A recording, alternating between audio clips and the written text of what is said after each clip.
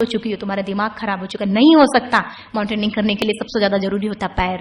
हर किसी ने यही बात बोला, क्योंकि उनको सिर्फ मेरा पैर दिख रहा था, लेकिन मेरे अंदर में क्या आग जल रही थी वो तो पता ही नहीं था। वो तो पता ही नहीं था उनको, तो वो सिर्फ उतना देख रहे थे। तो मैंने, देखिए, जब भी कभी लाइफ में कुछ अच्छा काम करने जाते, कुछ ऐसे आपके साथ, कुछ ऐसे होते हैं जो आपके साथ चलते, कुछ ऐसे होते हैं जो खींच के अपने बराबर ला खड़ा करने की कोशिश करते हैं। ये आपको डिसाइड करना होता है। देखिए, दो प्रकार, जैसे निगेटिव और पॉजिटिव। निगेटिव वो जो बोल रहा है आपके ऊपर, आलोचनाएं भी बहुत तरीके की, जैसे मेरी आलोचनाएं भी बहुत तरीके की आपकी होंगी। अब आप उन आलोचनाओं को निगेटिव में लेते हो या पॉजिटिव में लेते हो या चैलेंज के रूप में लेते हो। मैंने अपनी हर निगेटिव, जिन लोगों ने निगेटिव बातें मुझे बोली, मैंने हमेशा चैलेंज के रूप में लिया है। मैंने जब मुझे लोग बोलते थे कि रिद्धिमा तुम मान लो इस बात को कि तुम्हारा पैर नहीं है, कुछ लोगों ने यहां तक बोल दिया कि लंगड़ी हो गई, दिमाग भी पूरी तरीके से खराब हो चुका है। मैंने हर बार उनको एक चैलेंज के रूप में लिया, अपने मन में, उनसे कभी नहीं बोलने गए, लेकिन अपने मन में डिसाइड कर लिया, ठीक है एक दिन ऐसा आएगा हम मजबूर कर देंगे आपको कि आप आके मुझसे बोलेंगे कि हाँ रिद्धिमा तुम्हें वो बात थी कि तूने कर दिखाया। तो ये सिर्फ आपके ऊपर होता है कि वो अगर निगेटिव वो तो बोल ही रहा है निगेटिव, आपको किस रूप में लेना है, आप उसको कन्वर्ट करके चैलेंज में ले लो। मैंने चैलेंज में लिया हर किसी की, क्योंकि सबसे बड़े साथी तो मेरे वही थे।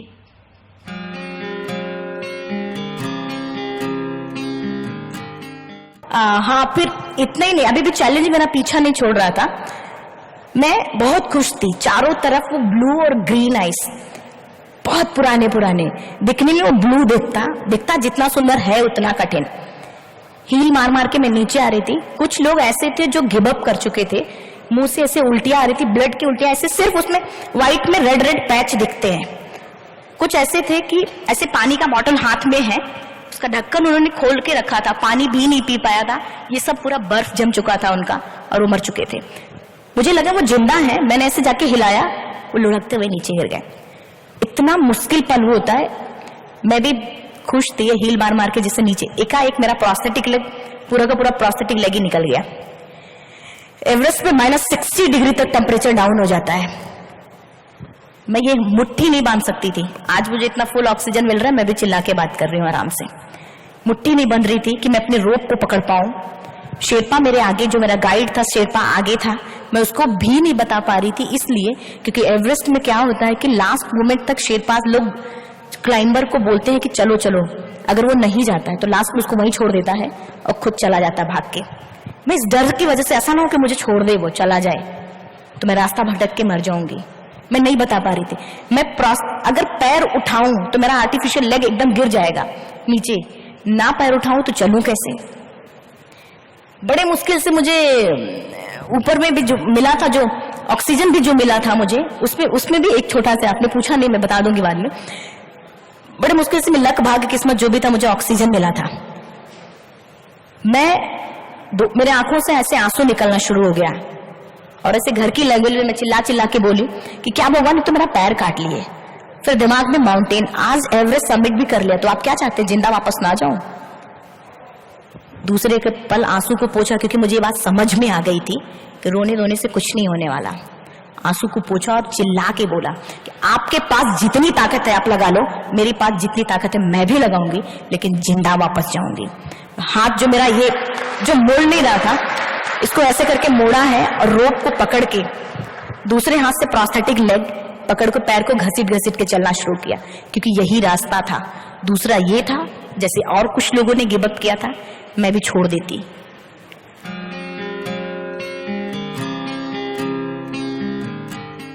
Now on hindsight, जब आप सोचते हैं कि एवरेस्ट के लिए क्या जरूरी था, was it physical endurance, training, fitness, or was it mental strength? सब कुछ दिमाग पे, सारा कुछ मेंटल है। मेरे पास तो बहुत सारे बहाने थे। ऑक्सीजन खत्म हो रहा था, आर्टिफिशियल निकल रहा था, शेरपा बार बोल रहा था, एजेंसी का लीडर, ग्रुप का लीडर, सभी लोग बोल रहे थे मुझे, लेकिन मुझे यहाँ से था कि नहीं, मुझे एवरेस्ट क्लाइंब करना ही है। कोई कुछ भी बोले, किसी की परवाह नहीं थी मुझे। यहाँ तक कि जब ग्रुप के लीडर ने और एजेंसी के लीडर ने बेस कैंप से मेरे घर में फोन कर दिया कि अरुणिमा वापस नहीं आ रही है, ऑक्सीजन सिलेंडर उसका खत्म हो चुका है, वो मर जाएगी। मैम मुझे नहीं बार को फोन कर दिया, सबको कर दिया था, लेकिन मुझे ये था करना था यहां से कटेगा कैसे काम नहीं मेरा पैर, उसको हम करवाएंगे। जैसा चाहे वैसे अपने शरीर को मोड़ सकते हैं यहां से, अगर हम स्ट्रांग हैं। अगर शायद बेड पे, हॉस्पिटल के बेड पे हमने ये सोच लिया होता कि अभी मैं तो विकलांग हो चुकी हूँ, मैं तो कुछ कर नहीं सकती, तो शायद अपने घर के एक कमरे तक सीमित रहते, बैसाखी या व्हीलचेयर पे, मुझे कोई नहीं जानता। लेकिन हमेशा दिमाग से सोचा और किया उसको, सब कुछ दिमाग पर डिपेंड है।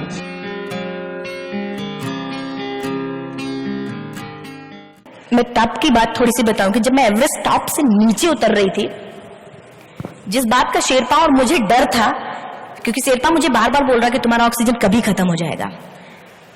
10-15 कदम 20 कदम ही हम नीचे आ रहे थे, मेरा ऑक्सीजन पूरी तरीके से खत्म हो चुका था।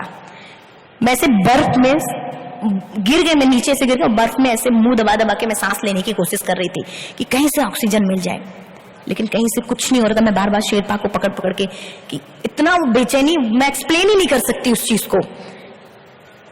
उसी 10:55 पे मैंने एवरेस्ट सबमिट किया था। 11 बजे के बाद अगर कोई अटेम्प्ट करने की कोशिश करता है, उसको सुसाइड अटेम्प्ट बोलते हैं।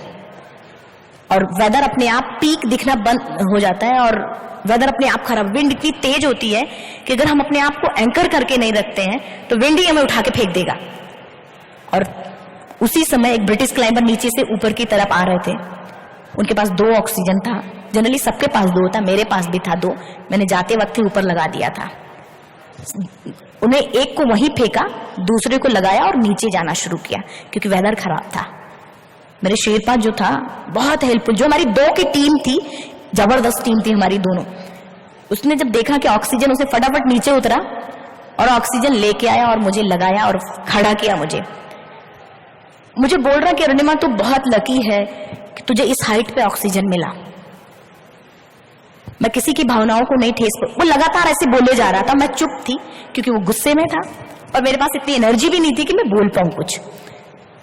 मैं किसी की भावनाओं को नहीं ठेस पहुंचाना चाहती, लेकिन न मैं लक, न भाग्य, न किस्मत, मैं इन तीनों पे यकीन नहीं करती, क्योंकि मेरा मानना है लक भी उसी का साथ देता है जिसके अंदर जीतने का जज्बा होता है। अगर आपके अंदर जीतने का जज्बा है, आपके अंदर जीतने का जज्बा है अगर आप, तो परिस्थितियों को इतना मजबूर आप कर देते हैं कि परिस्थितियां आपके हक में आने पे मजबूर हो जाती हैं। और मेरा पैर कटा, कोई ये अच्छी बात नहीं थी, लेकिन कहते नहीं कि उस पैर कटे को अपॉर्चुनिटी बना दी।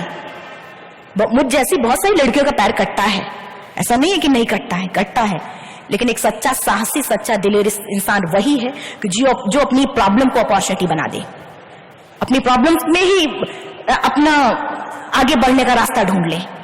मैंने सिर्फ वही किया, कुछ एक्स्ट्रा ऑर्डिनरी, कुछ एक्स्ट्रा विल पावर नहीं। ऊपर वाला सबके अंदर कुछ न कुछ देता है, फर्क सिर्फ इतना होता है पहचानता कौन है।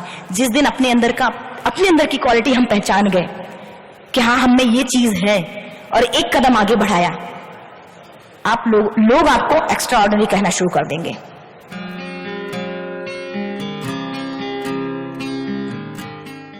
किसी पीक के लिए हम निकलते थे, सारे लोग जितने थे, तो वो सारे लोग मुझसे आगे निकल जाते थे। हर बार मुझे मन में ये चीज आता था कि क्या है, मैं एवरेस्ट का प्लान करके रखी हूं, मैं इनसे पीछे चल रही हूं, क्या होगा। पता है सबसे बड़ा मोटिवेटर कौन होता है? आपने बहुत अच्छे मोटिवेटर सबको सुना, स्पीकर्स को सुना होगा। और चाहे मैं आके यहाँ चाहे कुछ भी आपको बताऊं, अपनी लाइफ स्टोरी जो है वो, मैं जो एक पल मैंने लाइफ स्टोरी जो है वो आपको बताऊं, लेकिन सही मायने में सबसे बड़ा मोटिवेटर कौन है? आप खुद। जिस दिन किसी भी लक्ष्य के प्रति आपकी अंतरात्मा जाग गई, आपको कोई भी नहीं रोक सकता। उस लक्ष्य को पाने, उस गोल को पाने के लिए आपको कोई भी नहीं रोक सकता। ये कहीं से मैं जो मैंने अपनी जिंदगी में देखा है वो सिर्फ हम आपको बता रहे हैं। हर बार जब वो लोग आगे निकल जाते थे तो मेरे दिमाग में यही बात चलता था कि क्या है, मैं एवरेस्ट का प्लान कर रही हूँ, ये छोटे से पीक को अच्छे से मेरे से पहले सबमिट कर रहे हैं, लेकिन मैं क्या करूंगी। लेकिन बार बार मैं खुद से प्रॉमिस करती, खुद को मोटिवेट करती थी, क्योंकि ऐसे जब सिचुएशन कभी कभी ऐसे होते कि आप अकेले होते, कोई और नहीं होता है आपके साथ। मैं खुद से बोलती थी कि कोई बात नहीं अरुणिमा, तू ऐसे हालात में आज नहीं है कि तू आज इनसे अच्छा चल पाए या फिर इनके बराबर चल पाए, लेकिन एक दिन ऐसा आएगा कि तू इनसे पहले पहुंचेगी। और आपको यकीन नहीं होगा, आने वाले 8 महीने बाद पूरा का पूरा वेट उठा के, मैंने बहुत पहले पढ़ा था कि पत्थर पे रस्सी रगड़ने से पत्थर पे निशान पड़ जाता है। तब मुझे सच बताऊं कि मुझे वो बचपन में तो मुझे ठीक से समझ में नहीं आता था, लेकिन जब वो चीजें अपने आप खुद पे बीतने लगी, मुझे समझ में आने लगा, हाँ वाकई में होता है। पहले 5 किलो वेट, फिर 10 किलो, फिर 15, ऐसे से वेट बढ़ाते रहे। आने वाले 8 महीने बाद पूरा का पूरा 35 किलो का वेट उठा के, और टॉप पे पहले 1-1.5 घंटे पहले टॉप पे पहुंचते थे। और वो जब मैं ऐसे करके देखती थी कि ये लोग आ रहे, खुशी होती थी, मन को एक तसल्ली पहुंचती थी कि आज मैं टॉप पे पहले हूं। लेकिन उससे भी ज्यादा खुशी तब होती जब वो सारे आके मुझसे ये पता, मैडम खाते क्या हो? हद हो गई है, खाते क्या हो भाई आप? पैर भी नहीं है। हम लोग देख के अभी बेस कैंप में आप पैर पहन रहे थे, देखा पैर भी नहीं है, फिर भी आप इतना अच्छा चलते। मैं उनसे सिर्फ इतना बोलती, अपना जो गोल है उस गोल को रोज याद करते हैं और उसका रोज एक डोज लेते हैं। यही मैं हमेशा उनसे यही बात बोलती थी।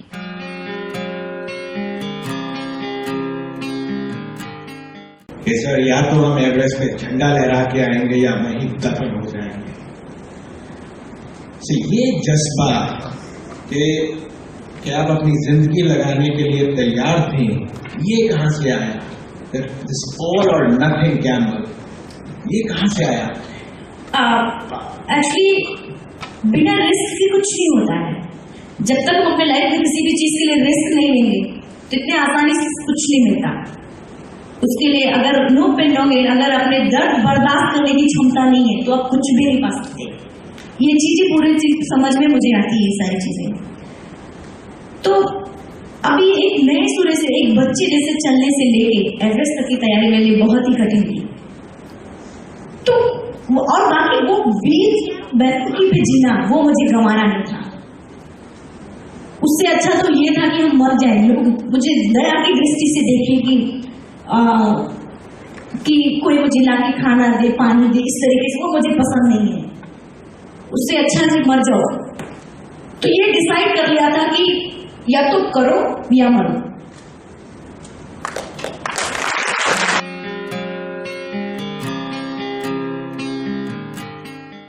सबसे पहले आप सभी, आई थिंक मुझे सब यूथ ही दिख रहे हैं, दोनों चीजें यूथ ही है सब।